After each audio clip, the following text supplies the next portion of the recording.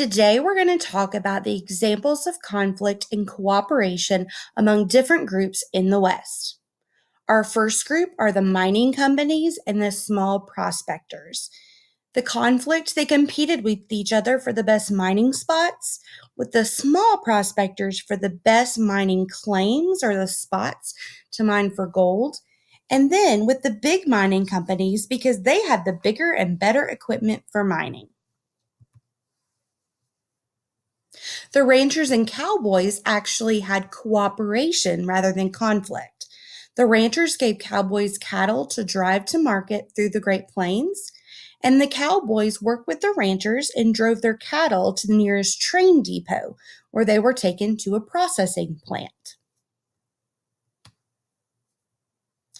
Our next two groups are actually the cowboys again, but the farmers. There was conflict between the two because the farmers on the Great Plains used barbed wire to fence in their land.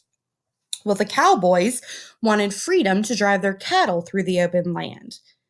The farmers needed to section off their land for farming. They didn't want cattle drives coming through their land because they didn't want their crops to be trampled.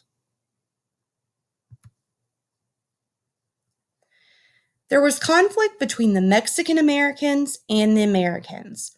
You see, the Americans actually drove the Mexican Americans off of their land. They were discriminated against. They lost the title to their land because when the United States actually received land from Mexico during the Mexican War in the 1840s, they had that land. And so they pushed them off of it so that they could no longer have that land.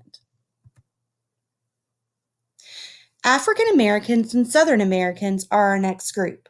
Due to discrimination in the South, many African Americans were eager to move west.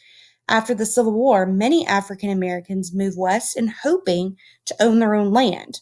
One group, as an example, were the Exodusters. We talked about them last week. Remember, they were the ones who created Nicodemus, Kansas. Our next group are the European immigrants and the Americans. Some European immigrants moved to the West to start new lives, but some of them were too poor and actually stayed in the cities in the East. They actually settled with people from their home countries and worked together to be successful in this new land. Well, the Americans discriminated against them because they thought of them as not that they weren't native born Americans. They weren't always born from America.